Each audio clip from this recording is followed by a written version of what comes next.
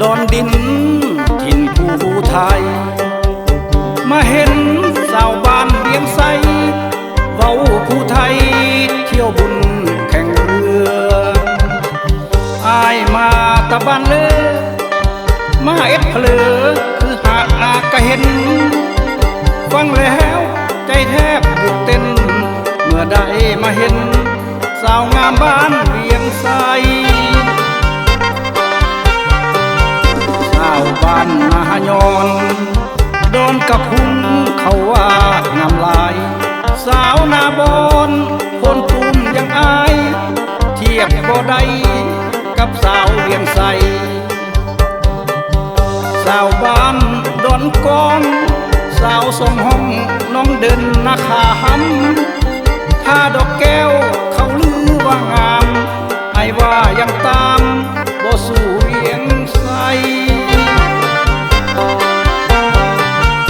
งานบุญบั้งไฟ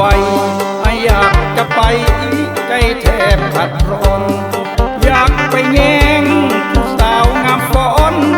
แห่กันร้อนไหวหลวงตา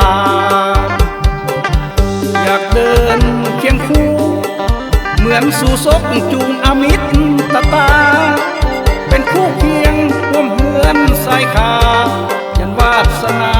อายบ่มีแม่นสาวเวียงไซบ่หลายใจหับอายเป็นแฟนสิจุดบังไฟไปบอกพญาแทนให้ผูกสายแน่นสองเฮาเข้ากันส่งใจหักมันเป็นคู่กันชั่วฟ้ามาลายอย่าได้จากกันจนมือตายสาวนิ่มผู้ไทย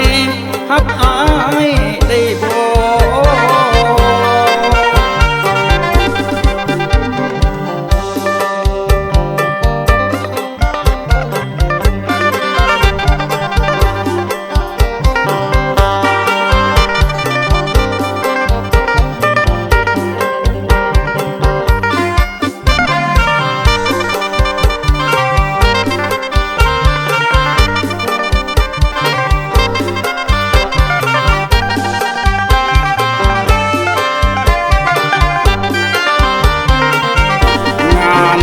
บังไฟ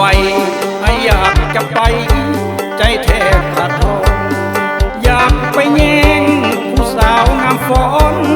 แห่กันร้อนถวายหลวงตาอยากเดินเคียงคู่เหมือนสู่ศพจูงอมิตรตาเป็นคู่เคียงร่วมเพื่อนสายขายันวาสนาอายบ่มีสาวเวียงไซบ่หลายใจหับอายเป็นแฟนสิจุดบังไฟไปบอกพญาแทนให้ผูกสายแน่นสองเฮาเข้ากันสองใจหักมันเป็นคู่กันชั่วฟ้ามาลา